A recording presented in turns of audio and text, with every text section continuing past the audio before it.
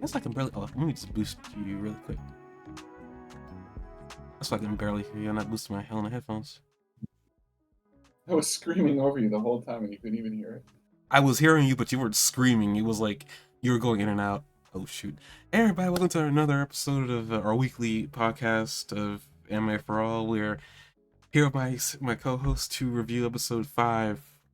Yeah, episode 5 of the of the exact anime, Rurouni Kenshin.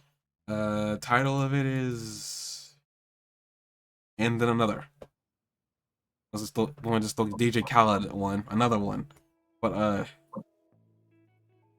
we're here to review this episode, which is a continuation of the last episode where the fight between Sona Nosuke and I'm gonna butcher that name, Sonosuke and Kenshin. But before we actually dive into that, I did a little bit of research, just a tiny bit, because Jock, you still here? No, Well, he left. This is awkward. you haven't given me a chance to talk. You're just like blah blah blah blah blah blah blah blah blah blah. I'm so important. This is a bit now. Sorry. I like the part where I concluded with "I'm so important." Got anything to say before I go on to a little bit of opening excerpt? Do I have anything to say? Hello. Thanks for having me on the podcast. This is really great, and I'm looking forward to talking about Kenshin Rurouni macaroni today. I hope everybody that's listening has had a nice day and that they're going to subscribe. Happy birthday to, let me check. Whose birthday is today? Joe Dickinson. Happy birthday to Joe Dickinson and Philip I. Albert the Seventh, Archduke of Austria. Happy birthday to, let's get to some more modern ones. 1899 is Kandar Ali Mirza. Happy birthday to you. Let's try some people from the last 50 years or so. Whoopi Goldberg's birthday. Happy birthday to Whoopi Goldberg. And Greg Abbott from 1957, governor of Texas. He's still alive, right? And let's see, Jimmy Kimmel, his birthday's today. Happy birthday to Jimmy Kimmel. It's not my birthday. Is it your birthday today? No. Okay, well, happy birthday to Hiroshi Tanahashi, Japanese professional wrestler. Julia Michaels, happy birthday to her. She's 30 today. That's pretty exciting. And I guess that's pretty much it. The weather's nice here today. How about where you are? It's cold here in Seattle, Washington. Oh, Francis Louise Tremblay, Canadian short track speed skater. Olympic gold 500-meter relay 2002. 10 world championship gold, 9 of them. Born in Alma, Quebec. Happy birthday to you, Francois. And Subliminal, which is an Israeli rapper and producer born in Tel Aviv. He turns 44 today. So yeah, thank you for giving me a chance to shout out some people. I don't think anybody on that list of other than Whoopi Goldberg was recognized at all. On top of that, she will never see this podcast, period. Are you just saying that because she's black? No, I'm just saying that because she will never see this. I'm just a black guy recognizes Whoopi Goldberg. What a surprise. Are you assuming her race? I'm saying that you just said that like you pretty much only recognize Whoopi Goldberg. After that, you mentioned you're assuming her race. Whoopi Goldberg is not black?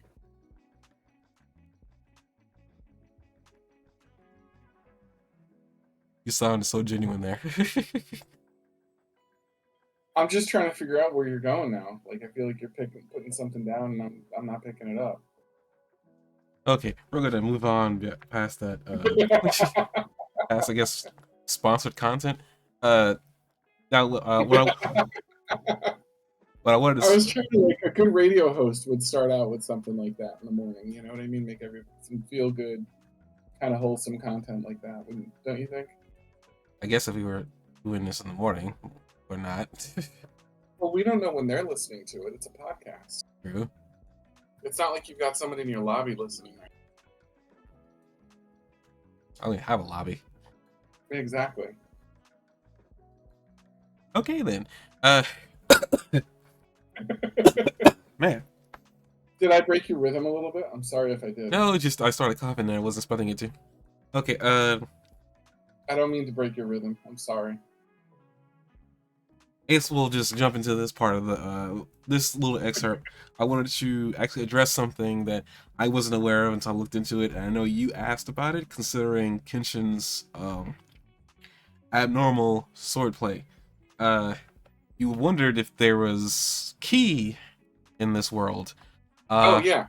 And what I want to actually really point out here is that there is in fact ki. There is in fact ki. Yeah, but not in the traditional, not in traditional sense of ki. Um, Qua. there are the Quiche. little research I did into it. It's not like the whole Kamehameha wave that we see from Dragon Ball Z, or even like spiritual energy or whatever. You know, things that are projected out of the out of the user. Um, Yeah. it's key, but it's like let's see here. The explanation is key is a Japanese word that mentions the aspects of ki, a universal life force that all things inherit, exude, and consumes. In its dynamics and phenomena, ki is said to be a prevalent in all things, living and inanimate, coming in different affinities and types. In the context of martial arts, the usage of ki is found to be be one that exercises and exuding such a force from oneself, an ability to give psychological impression both onto oneself and other opponent, gained from training and disciplining oneself mentally, which is kind of what we've seen so far a little bit. That we get here later in the series specific to Rurouni Kenshin, the same dynamics can be applied to its cast and their own skills. The use of ki or Kenshin is not that of being able to draw upon an energy force to fire projectiles and cast magic found in many other series. So there is ki, but they don't necessarily use it to do the extraordinary energy blast that we see. It sounds like kind of a weaker ki. But wait, there's actually, I guess, subsets, something like that. So there's like ki has definitely got its tiers in this world too. It's But it's instead prime. an invisible but felt flow of energy that one exudes within and comes out when displaying skill, emotion, will, spirit, and strength, which actually is important for this episode. Uh, it can only be harnessed by having undergone years of intense training and experience of battle. The use of ki in the series is just that of real life exercises to send one's presence to denote of their intentions or to intimidate opposition, hiding it to be unsuspecting, to the enemy, ensuring one's body flows in efficient motion to strike with all their full strength, and being able to sense the vicinity of the sensitive vicinity of others. If I can speak English, so we've already seen this actually, and specifically, it answers your question about how the heck Kenshin did what he did earlier. Yeah. So So yes, there's ki he is just using like ki kind of in the in the traditional sense, not in the sense that we are aware of in anime. right. Uh, so Well, that's I've always thought of that as ki as well. It's just like a softer ki. um, there are a few mission varieties. I kind of want to go to this too. Specifically because the name of the next episode is actually it's important, but we'll see that when we review that episode. But there are a few mission varieties. The key of occupation and being kinky, a kind of wow. I didn't even think about that until I read it out loud. A kind of So, key exuding from a swordsman, also known as swordsman spirit. That can be taken wrong too. But essentially in this world there is something called swordsman spirit. uh-huh. We'll see what that actually ultimately means. I think we got a little bit of we got a little bit of it from Kenshin throughout the majority of the thing that people sense when he's around. Right. Then we got a motion exuding key. Saki, a kind of key that exudes when one is in a state of murderous intent or is to deliver a killing blow. It said that lesser skilled, i.e., second rate and third rate swordsman fighters, exude this sort of key. So we got this from the fake battle Sai. That key in particular, we got that from him, and actually I guess from the guy with a gun too. And then there's another type of like key here. I don't want to get into that yet, because we haven't seen it happen yet. And then we have Toki, the kind of key that comes about when fighters engage in battle. That is what we see currently going on with Kenshin and his current fight right now. But yeah, these are the few mentions. There's like I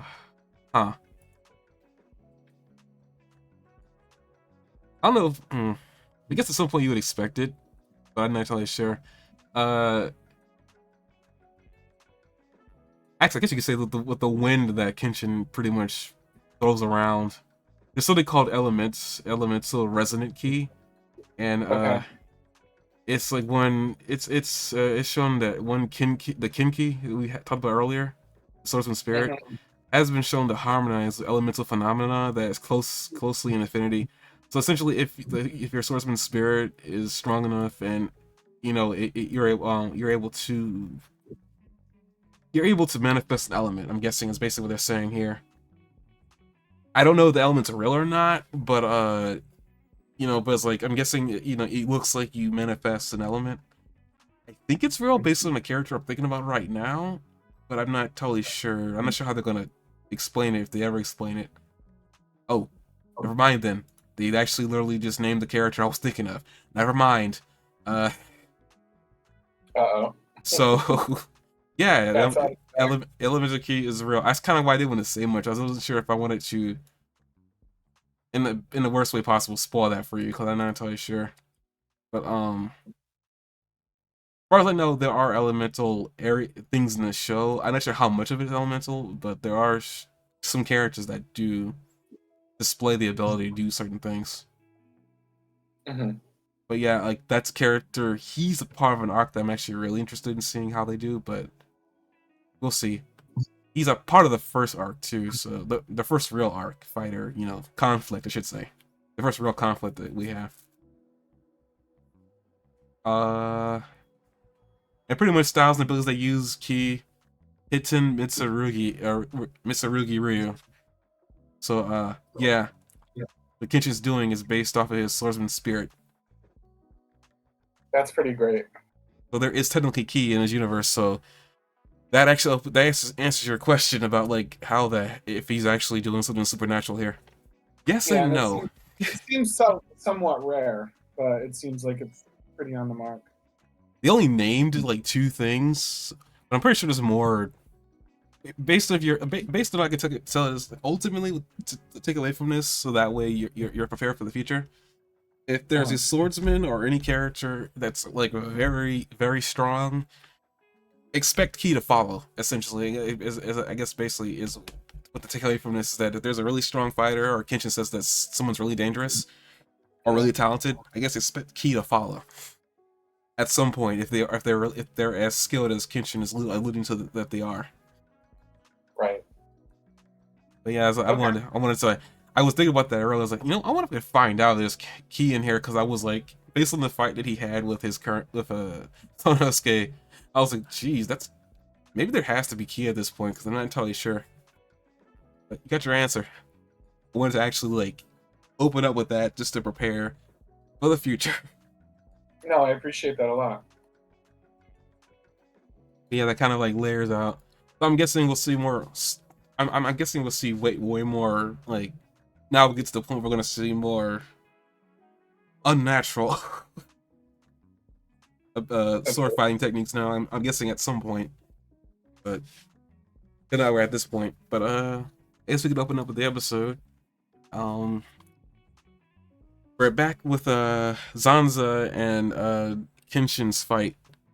Uh, Speaking of that whole like supernatural sword moves, pretty much Kenshin says, "Whoa, okay, so you're not gonna go down with one blow. I'm gonna do consecutive blows." And It's a very like Team 4-star Goku like solution.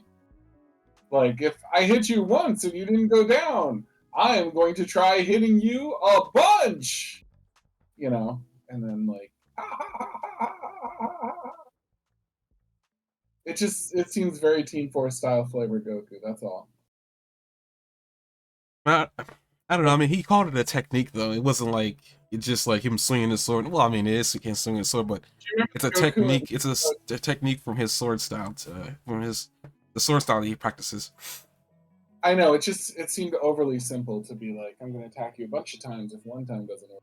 I mean, it's to be My simply. special attack, lots of hits. I get where you come from, but I mean, to be real though, I mean, from what we know of his sword style right now, all it really is just like being really quick and strike. It's really all simple right now. Um, Yes, that it is. As you though would I mean, we say. have seen him pick up the wind and then strike with it, which I guess he did another time in this episode too.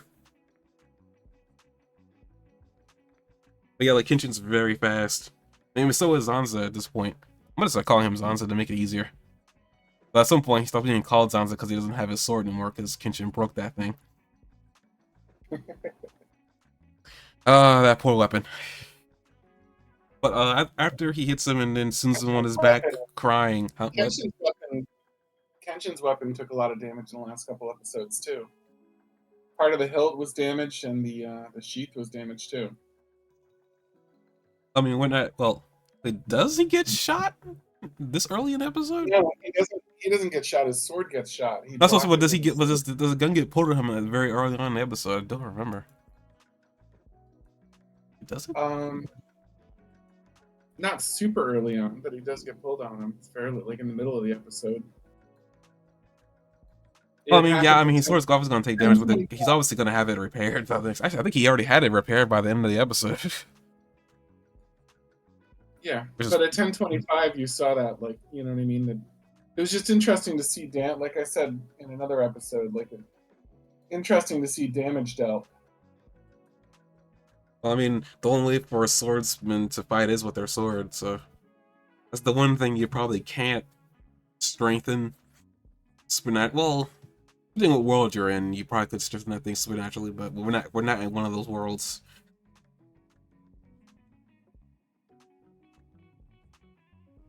Well, I mean, with the concept of key being actually real, I wonder if his swordsman spirit could be placed onto the sword.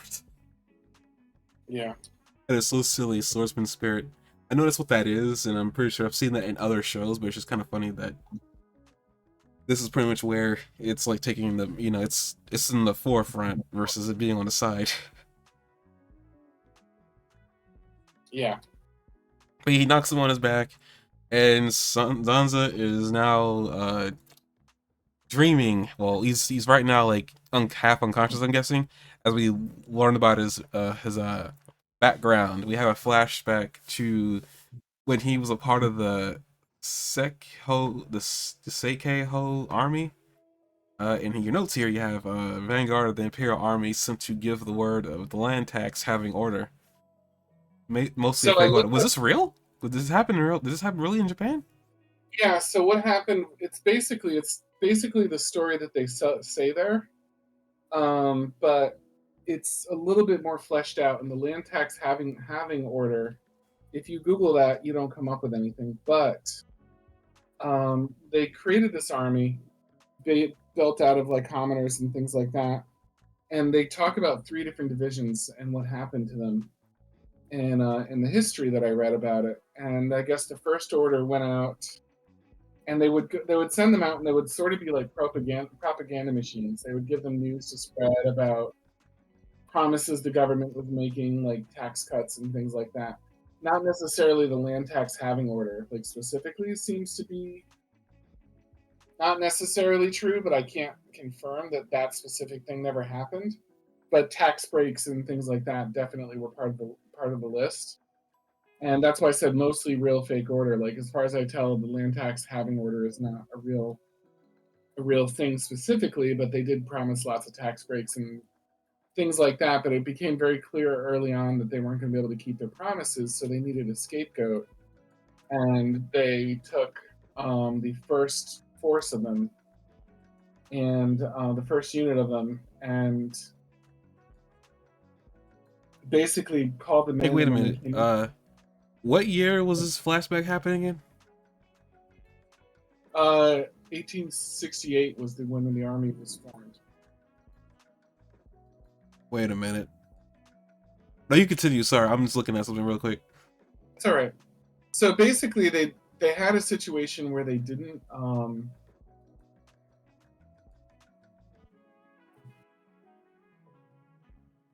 They had a situation where they didn't follow an order, and when they didn't follow the order, the Cigar was asked to return to his headquarters by the Sachodo command. He decided not to because he believed it was too soon to return.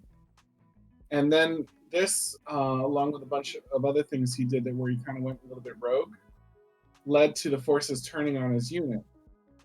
So that the fact that they had a little bit of misbehaving anyway because he was kind of like doing his own thing, combined with the government needing someone to take the blame for Oh my god.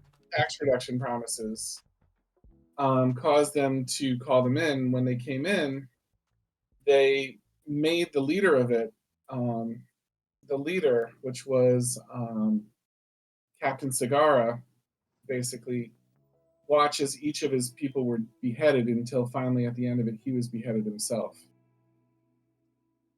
So, and then one of the orders was recommissioned as something else, like they repurposed them and renamed the unit. And then the last unit continued on, but many of them turned into like kind of rogues and scoundrels and things like that. So the unit that continued on but was not repurposed, a lot of them were executed for doing criminal activities, basically.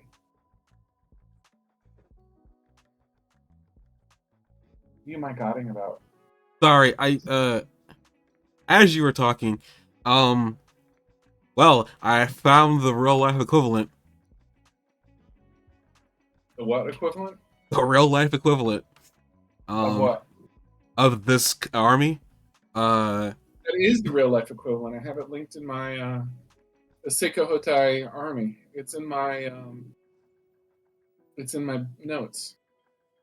I was trying to figure. Did you write down that Sozo Sagara was actually a real person? Yeah, Uh, it's in my notes too. At 519. oh, so you had that covered. Thank God. Okay.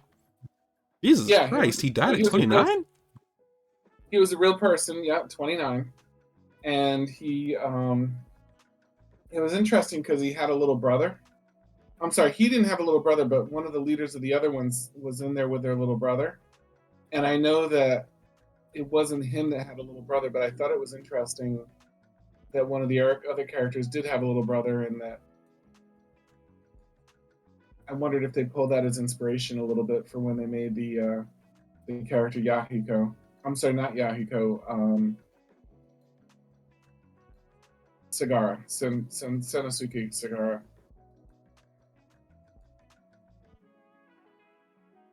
That's pretty cool, though, isn't it? Wait, Sanosuke was based off of somebody's little brother? No, I just think that like one of the other main people that was in there had a little brother that was in there with him, and it made me think that that little brother that was so prominent, the big brother and the little brother that were leading one of the other regiments, that might have been a point of inspiration, possibly, in my opinion. Only my opinion, and could have possibly been a point of inspiration for them to decide to try putting like a little brother like character into the show.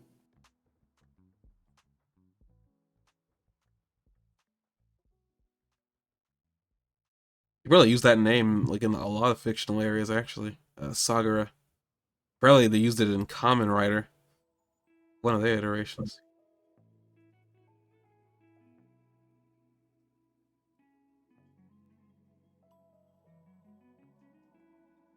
Anyway, it's kind of cool stuff.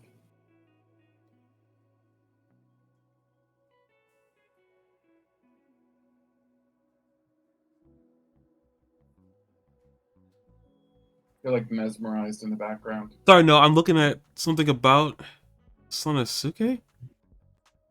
This isn't spoilers. I'm just like, wait, am I reading that right?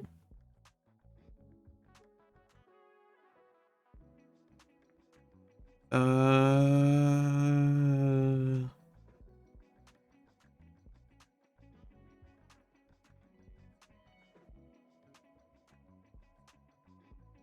Oh, that's weird. At least from the little bit that I've skimmed over, it seems like was not only was he created last in the creation of the main characters, which I guess explains why he was introduced last. Uh, something about him. Something he said he could not write everything about him. I guess the way he wanted to.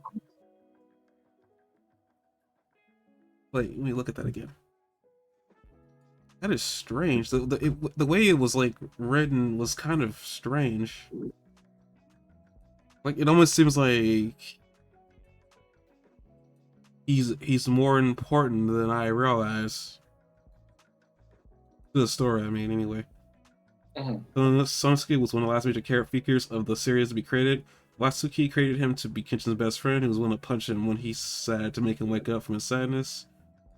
Although Sonosuke is a main character in the series, Watsuki felt that he could not write everything he wanted about him, and thought making him the title character of a series would prove interesting. So I'm guessing Sonosuke went off to become a main character of another story? Or at least they felt he had the potential to be.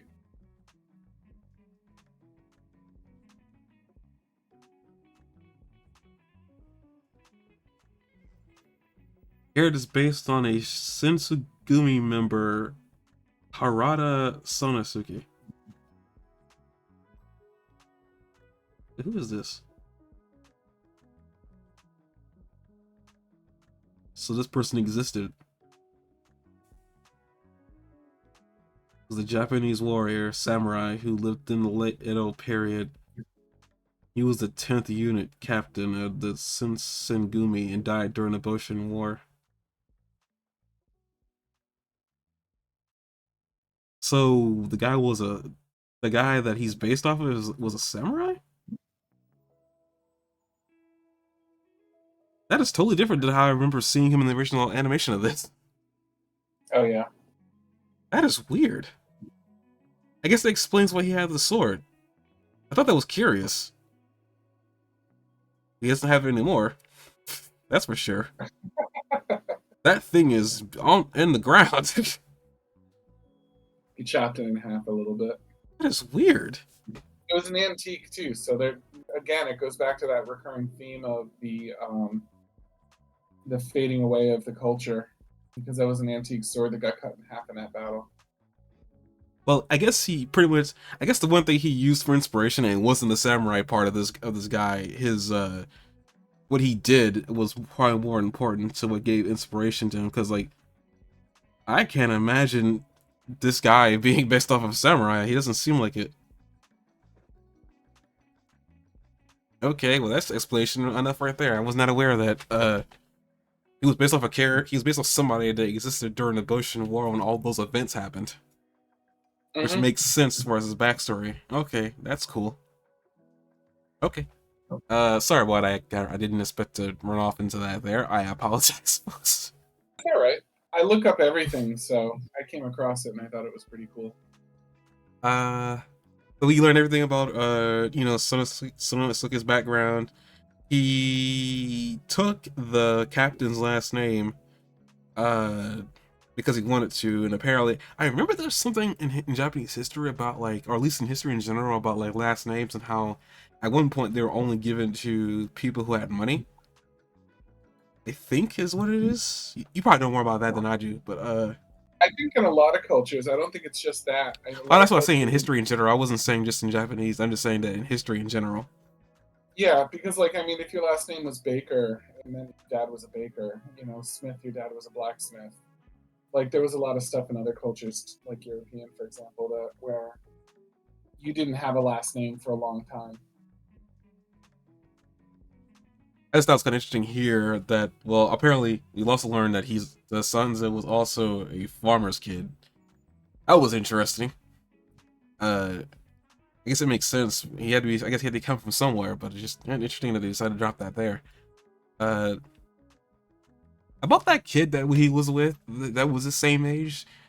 Did you tell if that was a girl or a boy? Because I was confused at first. I thought that might have been a It girl he was was with, but it was I'm. a boy, and I looked him up on the wiki because I was having a really tough time figuring out if he was a real person.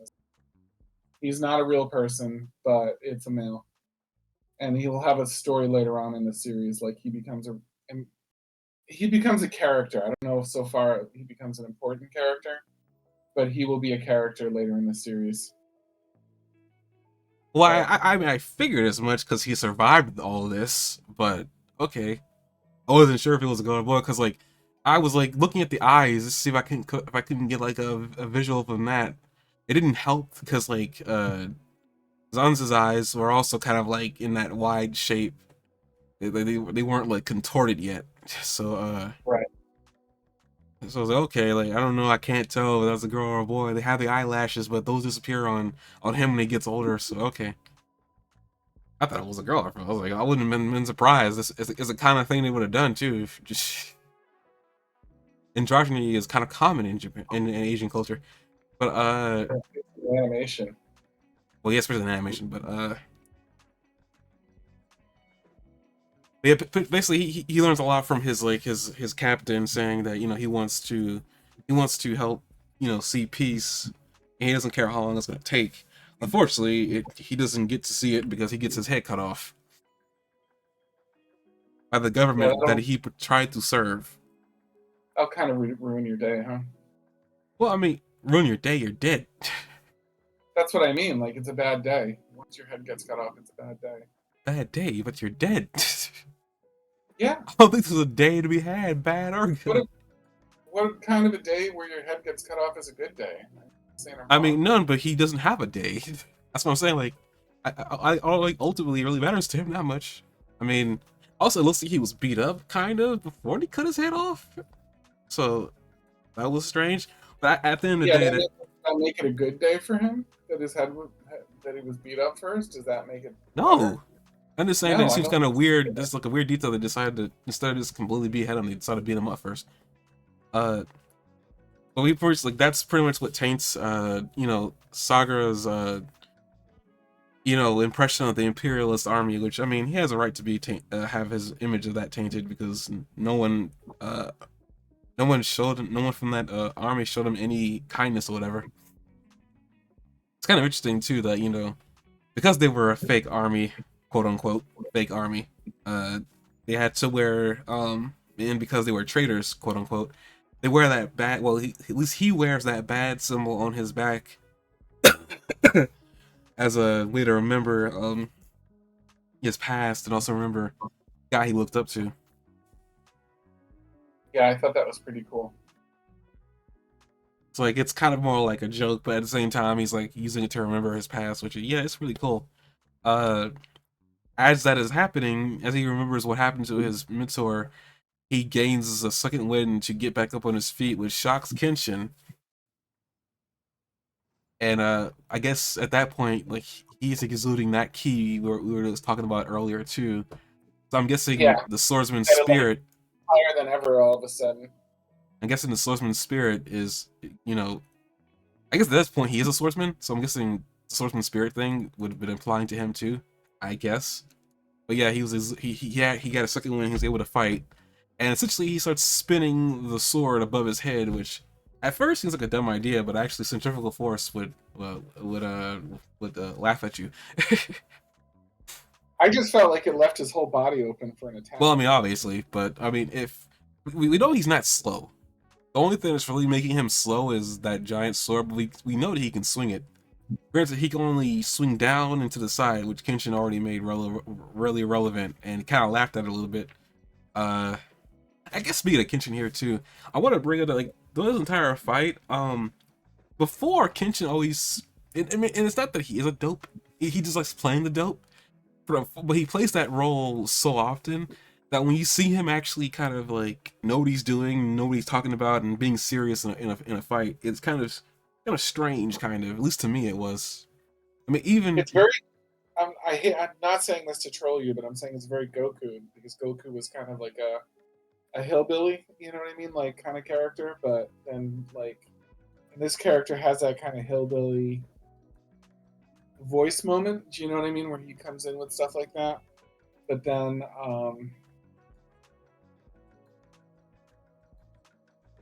I don't know. He has those hillbilly moments, but then he comes out and says something that's really really wise from a fighter perspective, and they kind of make fun of that with Goku in Team Four Star, but it's like the exact same type of thing where he's seems like kind of a rustic country bumpkin, and then he comes out with brilliant shit.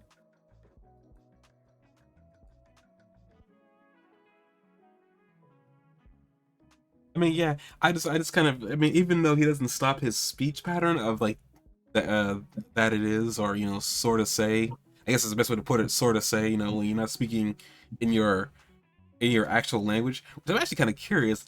I wonder, does that mean based on everybody else who speaks whatever that type of Japanese is? Maybe Kenshin doesn't speak that kind of Japanese. Now I'm thinking about it.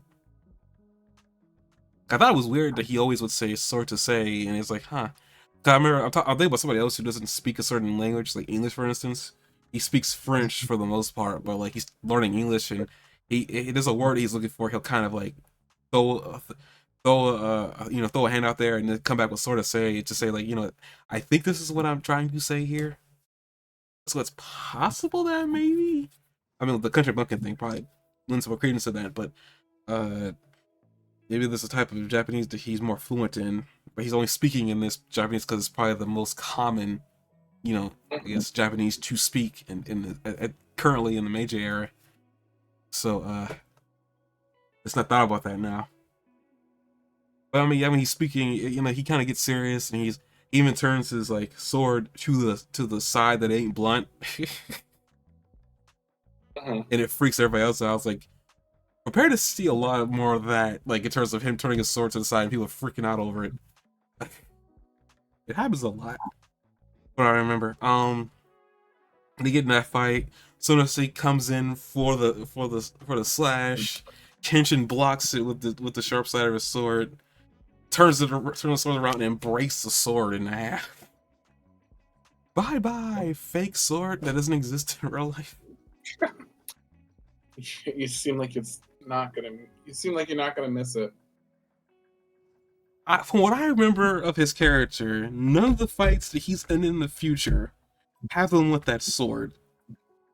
So to me, I was just waiting for whenever it was going to disappear. And yeah, I don't care. I'm not going to miss it. Because I feel like, and basically based on the little, the sort of like, not flashback, but the, not even foreboding, but what's the word I'm looking for? The, the seeding of who he is as a character is being set here. They throw in, and they kind of throw it in like it doesn't mean anything right now if you're not paying attention. But they bring up the fact that he spent a lot of time street fighting to get his mind off of what happened to his to his crew and his the only family he ever knew, and how he felt about the imperialist. Well, at this point, we've seen that Kenshin can detect that he isn't really just anybody. And I mean, at the end of the freaking episode, he literally says that we got another strange one. And usually, those are the key words in any anime. To That's say like, something I really like. Yeah, I approve. there's something like unnatural about him. And based on the fact that he was street fighting, and the fact that he could exude a presence that Kenshin can feel, tells me that I'm pretty sure he's going to be a fist fighter, based on all the information we have right now. Uh-huh. And based on his look too, which is the major giveaway. He looks vastly different to anybody else we've seen in this era yet so far. So It would make sense. I'm Yeah, just it would. saying, but what? I said, yeah, it would.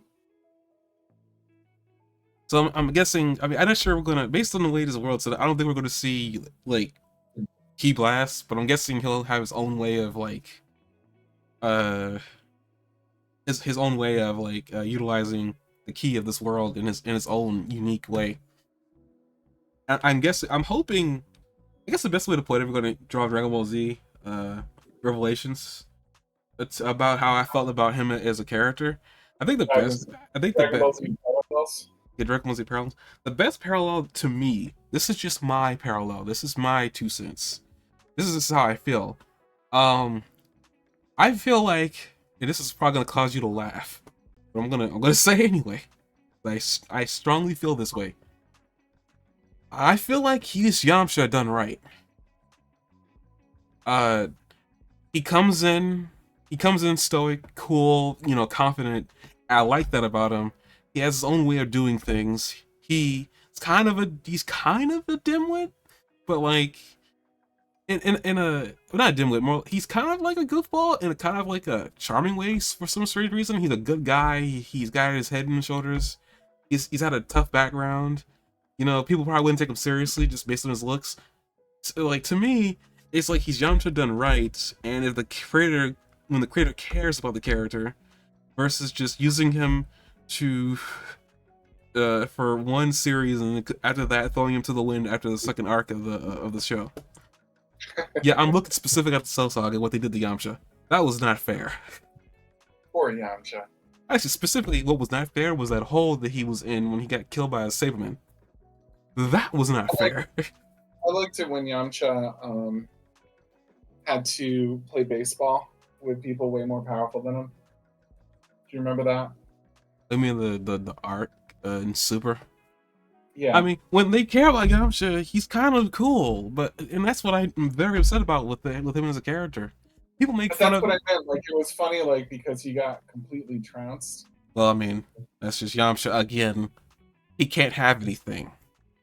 Like I'm still hurt, and I'm generally. You could probably hear it in my voice. I'm legitimately hurt, kind of, because like he was a cool character in Dragon Ball. Like, the very first Dragon Ball, when he first got introduced, he was a cool character. I really liked seeing him, and he was, he had something going for him. And I honestly, as much as I like Krillin, no shade to Krillin fans. I'm gonna probably get a lot of heat for saying this, but if it wasn't for Krillin introduced, I feel like Yamcha probably would have been a character that they would have had with Goku side by side to go through all those journeys that he went through. But they introduced Krillin because they were the same age. They wanted somebody the same age as Goku for some strange reason, and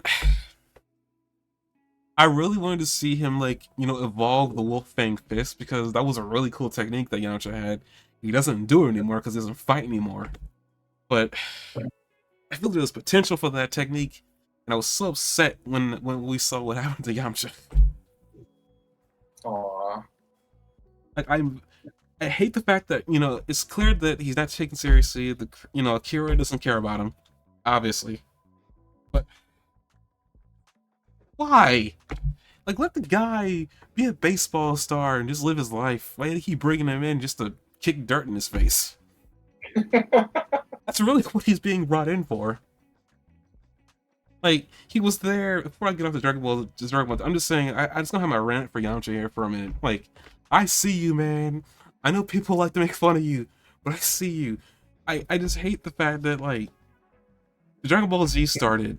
Obviously, the power scaling was just gonna no, there was no chance for him. There was just no chance.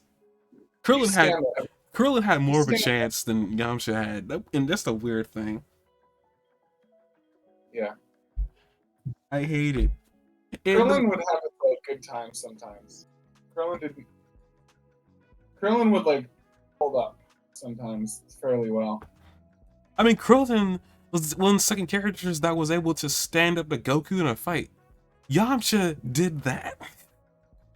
Mm-hmm. Yamcha actually beat Goku in a fight. I mean, he was young, but it still happened.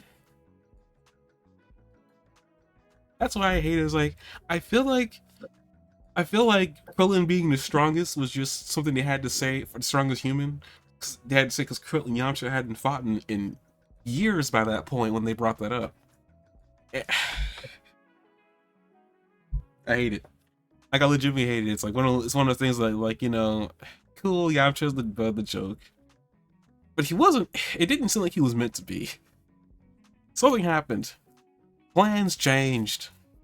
The table got flipped, and Yamcha was under it. It was I essentially feel like you're about to flip the table, to be honest with you. I mean, I can't flip the table. The table that I would have to flip is the table with my computer on it, and it's like the heaviest thing in my room besides the bed. That would be a pretty worthwhile, like, ultimate ending to the podcast if one day, like, you just got mad enough about something that you just literally flipped the table and, like, the podcast abruptly ended. I can't take it anymore! Like, the sound of the podcast being, like, offline. Okay, but back onto the anime at hand. Sorry. Come on, that was fun. I had to like, I had to get a. I like the character, so on and so forth. And I honestly, my best comparison would be to Yamcha, if they cared about the character. But hey, I guess it's not my, it's not my creation. Yamcha just got the bad end of the stick. Mm-hmm. But yeah, essentially he breaks the sword and still not willing to back down. But actually, we could bring this up now too. After like the sword gets broken, the creepy dude who wants to steal Karo's dojo decides to say that I have a second gun. Ha ha! Die, samurai! Die, samurai! And then he shoots him. You get a gun. I'm telling you, in a world where a gun, technically speaking, would be a way more effective weapon than a sword, it surely hasn't done him any good yet.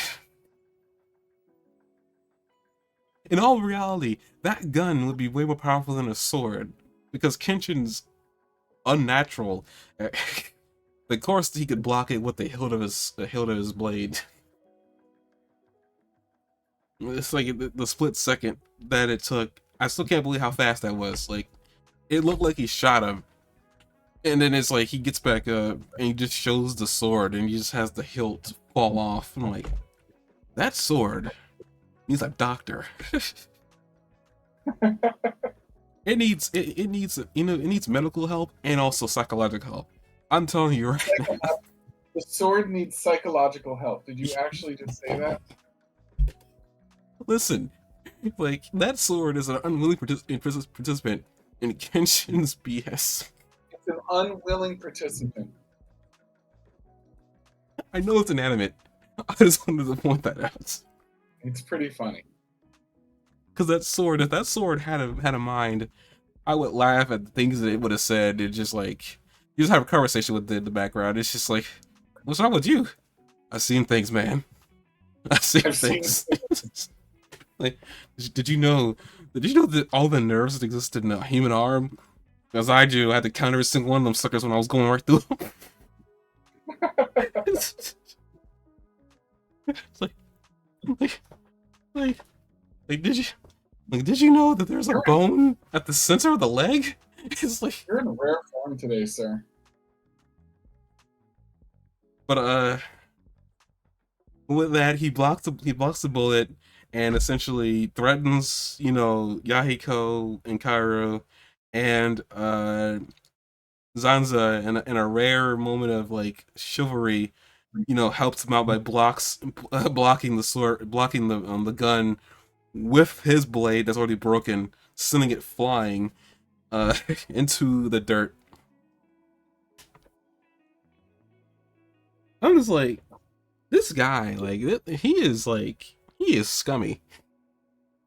He has no remorse, apparently no morals. He just wants that dojo so bad. I'm like, dude, this girl took you in when you were almost dead. It's completely breaking him to get this dojo. He will die before he gets this dojo. He'll gladly die. Like willingly. he wants to. I'm actually kind of curious if this is going to be a recurring gag with him. Is that he's going to keep coming back and he's going to keep trying to get the dojo? Are we going to keep on seeing him? Like if it becomes a joke after a while. I mean, it's already a joke at this point. Yeah. Like like thinking about it, like right now he's nothing more than a tension breaker at this point. It's like you can't take him seriously. I mean, he has a gun, the most powerful, like one of the more useful things that came about from the Westernization of Japan. And because Kenshin's not a human, it doesn't do anything for him. Yeah. It's like, dude, like that shouldn't. A swordsman would actually should die from a shot because the bullet will go faster than they could react. But It's kind of a anime cliche or even movie cliche, though, to have a ninja person or a martial arts master of some sort be able to stop a bullet. Like, I think that's pretty normal in martial art movies and that one's anything normal else. here. But I'm just saying, like looking at it from like the world perspective in terms of this world, it's technically speaking Earth, but like Yeah. it's just like it's kind of like My Hero. They just took it and placed it in a fictional universe, made some rules up. I just think I think it's just comical that so far they introduced a cannonball. Kenshin dodged that one point blank. He Yeah, introduced that's right. he introduced a No, gun. he didn't dodge it, didn't he? Cut it in half? Either way, he dodged it in a way. He foiled it. He cut it in half, and they're like, I well, we're mean, not doing that all I'm anymore. saying is like projectile weapons should work on him, but because he's not a real world person, it doesn't work on him. I'm just like, in reality, these things made samurai obsolete. This is really what happened. In the Yeah. real world, these weapons made samurai obsolete. So it's like you're just saying like, oh yeah, you're gonna shoot me? Hold my beer, dodge. Hold my beer. And he was drinking. Not only am I going to defeat you, but I was drinking while I was doing it. Hold my beer. Here I come. I just think the idea. I mean, you see what I'm getting at though. Like, like these things are supposed to be, or really are supposed to, stop a samurai, but because we're in a fictional world, of course they're not. They just want to showcase how strong and fast they are. Okay, this is when after all that silliness happened, when Kenshin made him wet his pants. I also like the fact that, like, speaking to Kenshin's whole changing of how he speaks when he's fighting, this pretty much nails him with repeated concussive blows to the head, and it says like, I'm gonna let you stay awake for half the pain. Yeah. I think that was dark. You deserve a bad day. I feel like that was dark, That was darker than we normally see Kenshin be. But I guess he had it at that point. He was like, I'm done with these guys. I gave them a way out.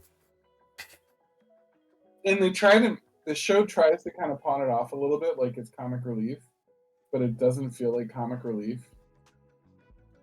I don't think it's supposed to be comic relief. We know Kenshin can kill. I mean, we're well aware of that. It's just But like, just like they have him roll around and stuff like that. Like maybe the show writers wanted you to like think it was funny, but it doesn't. It seems a little dark. I mean, that's why I said it. It's like it's probably the darkest Kenshin's been up to this point. For sure. He's like, I'm gonna let you feel the pain. I'm not even gonna knock you out. I've had it. Like, you shot two of my friends. You tried to take this girl's dojo. If I hadn't stopped you that first time, you're probably gonna rape her. Whoa. I probably went too far with that one. Moving on. He did have those hungry eyes. Yeah, that's what we're gonna call them, hungry eyes. That. Don't look that up, people. You don't want to I know. look at you and I can't deny I got hungry. Okay, I'm done. After that, that's when he spins the sword around like a maniac. Reeling in the blood pressure, not the blood pressure, but the wind pressure around him. Kenshin looks at him seriously, turns the sword around. He goes in for the strike. Kenshin uses the back of the blade to block it, switches the blade over, and annihilates the sword. Found Like, this. I'm going to share a little lesson I've learned from watching shows like this. In my experience, the character that moves the least always wins the fight. That's what I've come across. Like, I'll watch a show with Jesse and I'll be like, he's going to win. She'll be like, how do you know that? And I'll be like, because he's the one moving the least. The one that moves the least is the one that wins pretty much any fight in an anime. Or even a regular show. I don't know if it's really about moving the least. I see what you're getting at, and I mean, yeah, he definitely moved the least. Like, I think it's No, probably down to, it's more like down to just like more precise blows, considering like what, like there was like this, I mean, yeah, there's less movement. Like first Kenshin used like I think one less frame maybe than the budget that like Sosuke was like burning with there's this with a sword. there's just a few rules of animation. If you watch animation long enough, US animation at the very least, for example, a heroic character can never kill an animal. Like you'll in US You know, animation, if you there's a say character, that, but Gohan and Goku killed dinosaurs to eat them. I said US animation. In animation in the United States, a heroic character can never kill an animal. They can like disable it, but they can't kill it. If you watch, you'll see. Like if you go watch an anime, you'll see what I mean. Like it's like they're not allowed to.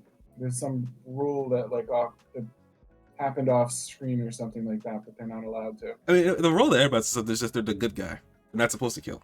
It's how pacifist heroes are made. But It's like, even in that situation, like the good guy. Sorry, even in situations like that, though, like even if it's a life or death battle and it's the good guy versus the animal, the good guy is forced to disable the animal. Like he can never just like kill it. Or if they're being attacked by bats, they have to like wave their hands around. Or if they're fighting a tiger, they have to like capture it. Like they can never like even if it's like the most brutal animal, like they can't they're not allowed to like kill it. They have to like go one on one with it, like and find a different way. I mean, if you want to take it literally, I mean, look at Aang. Aang from the Avatar series. He Okay. literally embodies everything you just said. It's The only real thing is that he animals. doesn't capture animals. He It's doesn't just like. animals though. Like you can have a character that's willing to kill people, but they're still not like in a heroic character that's willing to kill people, but they still would not be allowed to kill an animal. But I mean, even with that whole heroic character, they only kill bad people. They don't really kill like innocent. I mean, Um, even with Batman, for instance, like Batman doesn't kill. Period. No matter who you are. Batman's killed a lot of people, even though that's his trope. Like it's like the most hypocritical trope. The but like Superman doesn't kill people, for example, on screen, perhaps. But when he punches like an enemy through like 15 buildings, you've got to assume somebody got hurt. I've seen a lot of those superhero fights, but I've always usually when you think they're gone, they're not gone. They just somehow been put in jail under intensive care. No. I'm talking about innocent random people.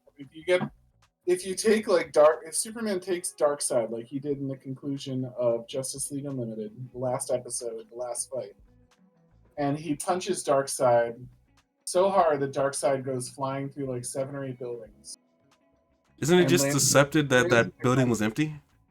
Well, I know you're talking about with them sending people through buildings where people are. Dude, I think when's the last time a skyscraper was completely devoid of people? And how does he know the skyscraper's not going to like collapse and fall into a neighboring skyscraper that has at least one person in it? this is a fictional universe. Anything can happen. You're saying that 7 skyscrapers in a row didn't have a single person in it, and Superman knew exactly where the dude was going to go when he punched him to that level, and which buildings might collapse or not collapse on the neighboring buildings. You know, normally I would be playing around with you, but I'm gonna actually be serious. Yes, No, I think Superman's capable of that because there's not much he's not I he's think not he's not capable of. capable of that. saying that simply doesn't happen. A skyscraper in a city does not simply end up empty. There's someone cleaning it or maintaining it, or there's a security guard or Aren't something those like people that. usually missed though? Because I've seen like we talking about when they punch through them. Usually, yeah, there is a janitor in there, but usually the janitor, for some sort of reason, moves 1 meter to the left before the guy goes flying in. And this isn't just in Looney Tunes either. It's just that I've seen in superhero fights where that actually happened. I feel like it happened in Justice League a couple of times when somebody was flying through a building. There's a janitor in there for some unknown reason, and there's either the person that's sent flying into the building either hits something that stops their momentum, or that person goes flying through the building. And half the time, Superman is out there stopping the buildings from crashing. And the ones that I remember. He's trying to fight Darkseid. He can't stop the 7 buildings from crashing and still fight someone that's on par with him. I'm just saying that Superman is insanely freaking powerful. I honestly would not put it past him that he would know all that information. The man's immune to psychic powers. Wait, no, that's not. Never mind. I retract what I just said. But Superman in general is unnaturally powerful. I honestly would dare believe that he would know where the person's going when he punches them.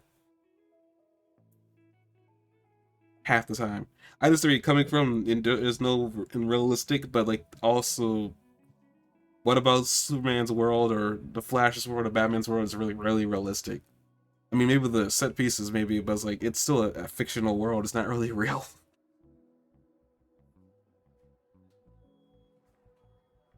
I mean, if they were obeying like the actual like laws of the world, we end up with what's Man of Steel, and people don't like that. Man of Steel, spoiler alert, he kills someone at the end. No, where everybody there's a lot of people that die in that movie because of the buildings that he destroys. I'm well Yeah, aware but of he that. straight up kills the bad guy in that movie. Zard or something like that.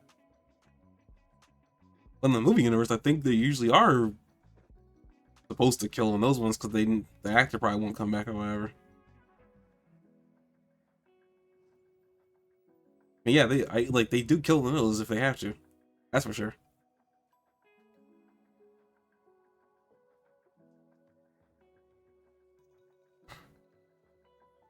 I feel like you had a point to make, and I literally derailed you. What was it? I think that superheroes fight recklessly sometimes and destroy buildings and cars and things like that in a way that like makes people die. And you were saying that superheroes don't kill people. There's like or heroic characters in comics don't kill people in America. That's not true. There's like the Punisher, for example, who's willing to kill. Is he really a There hero are character though? I don't think you it's a hero. consider like anti-heroes heroic, but they He's aren't. he's not an anti-hero. Wolverine kills people. He's generally considered a hero. The Hulk Isn't he kills an people. anti-hero? I think some of these people you're naming Wolverine, are anti-heroes. Hold up. Wolverine is an anti-hero now. I think he always was. Hold up. Some of these people, like, I feel like some of these people you're naming, I feel like some of these people, like, they don't really go by hero. Like, I mean, maybe people call them that, but they don't see themselves that way.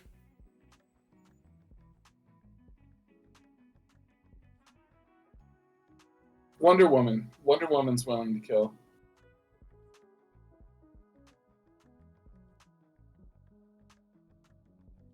Wonder Woman's definitely not an anti-hero. When did she kill? I don't ever kill anybody. Wonder Woman? Yes, Wonder Woman kills people. She's willing to kill.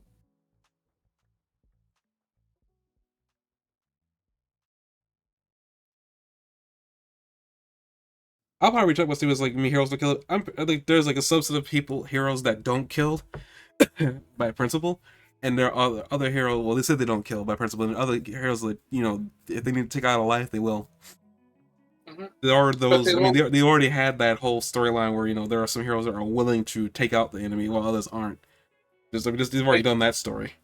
you'll be very hard pressed. You'll be harder pressed to find a hero that was willing to kill an animal than a hero that's willing to kill a person. And at least in animation.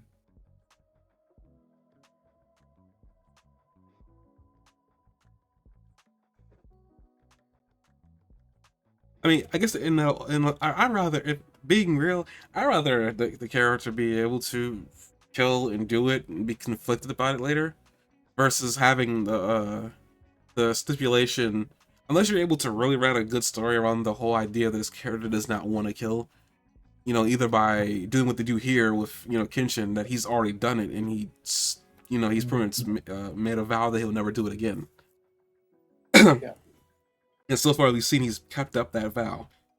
Um, and then other than like, and then have a character like Aang, for instance, who it really frustrated me based on the fact that even his past lives are telling him that you're gonna have to end this man's life, uh, and finding a way to do it. Which, I mean, we've already discussed that it was kind of stupid the way he found a way to defeat Ozai. We already kind of discussed that at length. Yeah. But I mean, that way is kind of satisfying too. Just suddenly some like mystical way to do it just comes out of nowhere. Though I guess with Aang, they had to find some way, because it's a Nickelodeon show too. So I'm pretty sure that's the main reason why they probably wouldn't have Aang kill, because it's a kid show. But that show had a lot of like adult themes in it too. So who the heck knows? Actually, didn't people die in Avatar?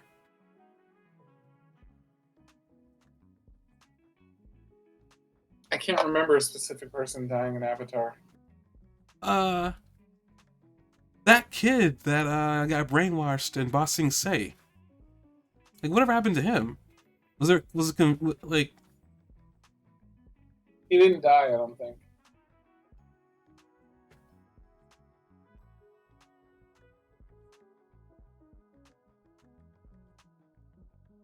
I feel like, I mean, maybe I'm just like imagining it. I thought there was somebody or people that died in that show at some point, but they didn't do it like on screen. It was just assumed that they were killed. I'm pretty familiar with Avatar: The Last Bender. I watched that series like 6 times, and I can't think of any time offhand that died. Somebody might have died in Korra, but I can't remember. Well, I mean, in Korra, yeah, I remember that one. The blood bender, the fire bender with the forehead. No, wait a minute. No, Sokka killed him, or well, not directly killed him, but an explosion, rock fell on his head. Zuko was around for that one. All he had to do, that guy died, but all he had to do was just not attack anymore. He attacked when his thing. No, what I'm saying is that somebody did die. I was trying to I was thinking maybe the way he died in Avatar, but no, someone. Well, in Sydney, we didn't see him die because he was covered in rocks, but we found out later on he's no longer alive in Korra. But I mean, that's a couple of years. I feel like I think they mentioned that might have been the only one. Yeah, Explosion Man or something they called him. Also, I guess he had to die because he wasn't going to stop. So, but he didn't. He died of an accident. Like, that's the best way to put it. Like, I'm not even. I'm discounting the whole it was an accident. I'm just saying that he died. As far as we know, he's dead. I'm not saying that somebody. I'm not saying he died of a result of somebody of the main cast killing him. It was obviously an accident because they're like trying to get him to stop firing, and he still fires anyway. Gets covered in rock by Zuko. Zuko seems fine by it, by the way, from what I remember. He didn't seem that concerned. The other character that I think's assumed dead, but we don't really know that, is Zuko's mother. But basically, the end of the show years ago, she ain't dead. I don't know. I think in the comics she's alive. Oh, I have the comic. I haven't read it yet. I think in the comics she's alive, but I can't remember for sure. I mean, I have the comic. The Search, I believe, is what it is. Oh, what the heck? Okay, Azula and Zuko are on the back of that cover. Didn't see that. Yeah, if you haven't read them yet and you look into it too carefully, you might disappoint yourself. I would enjoy it. What happened? You already read it? No, I knew I was never gonna read it, so I've listened to podcasts and YouTubers that talk about it and give away the stories and stuff because I knew I was never gonna read the comics.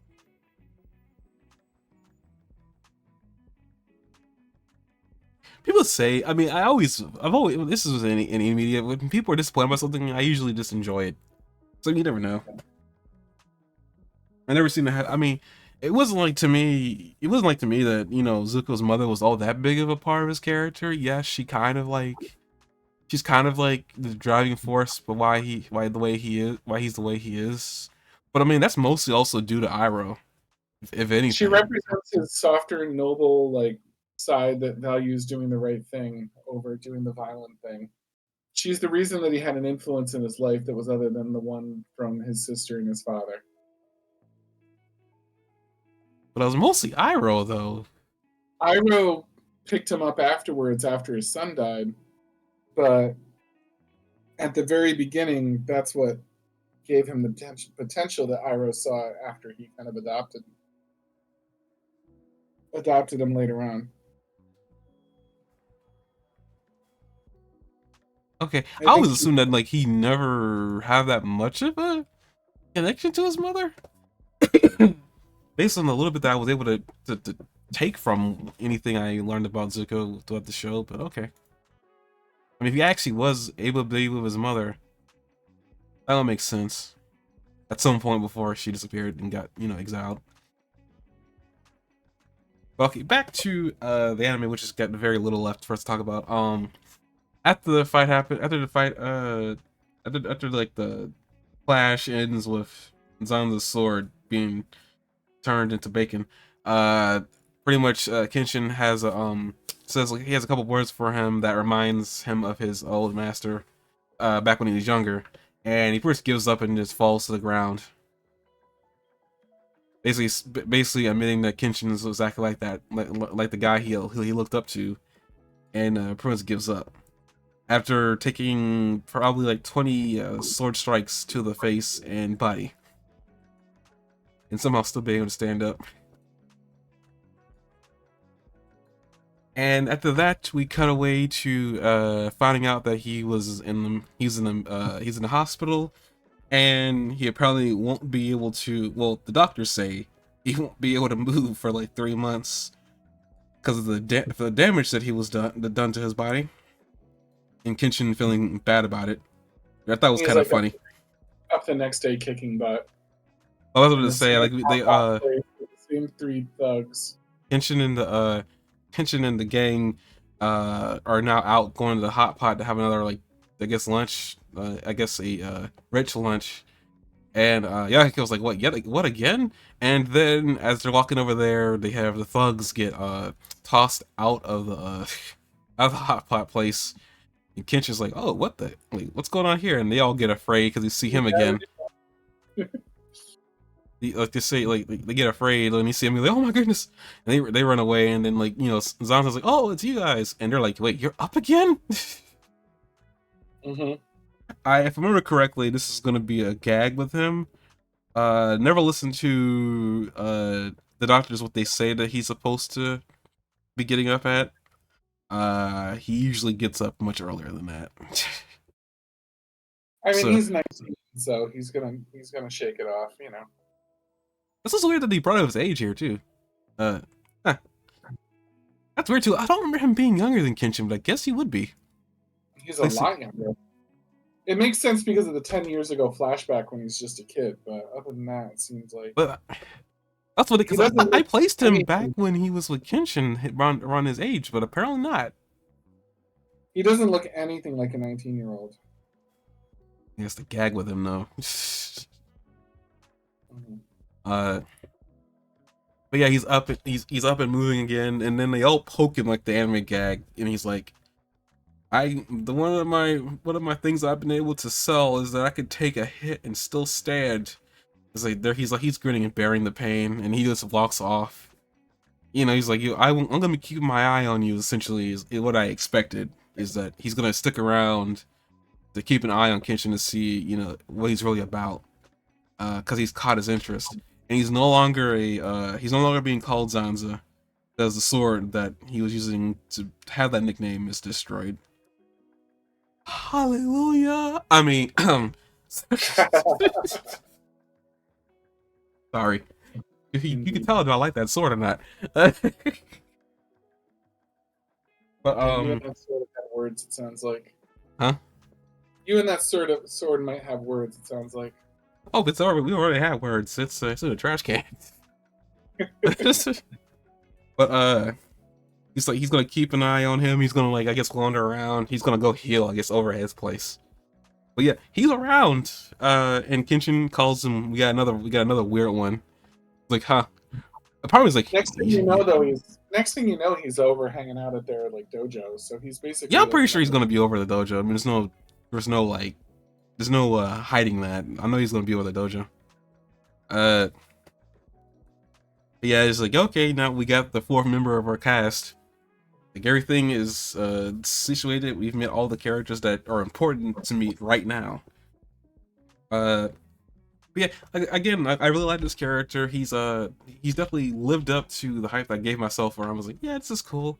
I'm still waiting on something in particular to show, just to figure out like if I remember everything about him correctly. But yeah, I really like the character. I really do, and like, I like Kitchen as well. Their fight was pretty cool. Even if it didn't last all that long because Kenshin's overpowered. But yeah, what I can you like do? I liked his opinion of Kenshin, and like there was just a lot of like true colors that were shown in this. His commitment to honor, his good spirit, his like ultimate open mindedness when he saw um, that Kenshin was able to change and that like he had shared qualities with his master.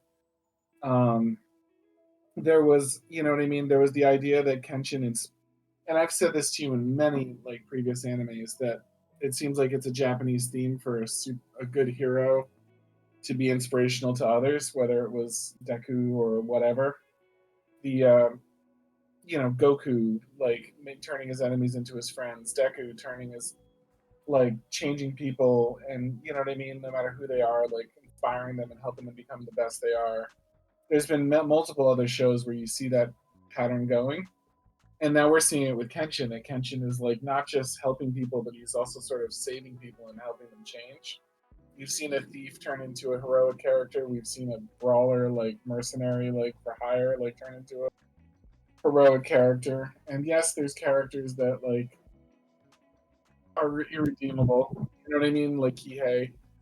But you're seeing little by little here. You're seeing him not just save people, but like for the day. You know what I mean? Or save them from a situation, but actually like help them redeem themselves and turn into better people. So I kind of liked that, and he really like Sanosuke like Sagara like really does see that, and he's like, you're no longer Hitori Batoshi, so I'm gonna no longer be Zanza, just like you, and I'm gonna take on my different identity and like be a fresh person, and you know what I mean. And then I'm gonna watch you because he has to join the dojo now, and that's how animes work. But it's interesting. So I liked the little bit of like poetry there. Wait, was there something at the end of this episode I didn't watch again? Yeah, 2159. There's Oh dear, hold up. There's something I'm not watching. I find stuff you miss. That's my job. I'm just trying not to see like the preview of this episode. And it's just a teaser. It's not really a preview.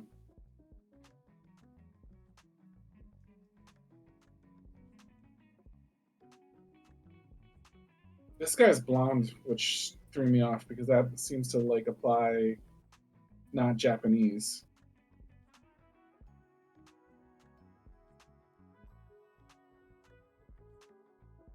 But his hair doesn't look white or brown or anything to me. It looks blonde. And also, he seems like he's a bloodbender.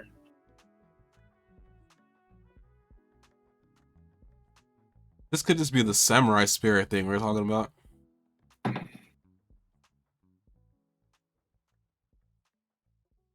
Jesus. Seems like it's like a psychological hold he has on him for some reason. His eye opened and he just got stopped. Yeah. But it's the way he froze in place that, like, kind of, like, made me think that he was using some sort of energy. It's more than just physical intimidation. I mean, sometimes it's physical intimidation is enough to stop somebody in place and paralyze them. I've seen in other shows where that's happened. Intimidation is a lot more powerful than you would think it would be. But okay, with that taken care of and talked about, we talked about this episode in a lot. I think we talked about we touched everything possible we could talk about with this being a part 2 of the last episode when it cliffhanged. Great episode. Animes that disappointed me so far. Enjoying it. Don't know about you. I think you are based on when you're talking about it. Next episode they call it shoot, I forgot his name. Okay, Kuragasa. I'm guessing that's the name of the man that we just saw. The guy who at this point is the first swordsman we've seen that's actually doing a lot of killing. It also looks really strong just based on the way he's attacking. And enjoying it, by the way. But yeah, I guess with that, we'll talk about that episode next week. See you guys then, and enjoy the rest of your week. Oh, actually, next week is See you later, Thanksgiving. XLG. Wait, is he there? He said hi in the chat. I don't know when he did, but I noticed it. I'm not saying he says I talk too much, but that's... Oh, he's there. Hi, XLG. See you there, XLG. If you watch this in the future, bye again. Take care.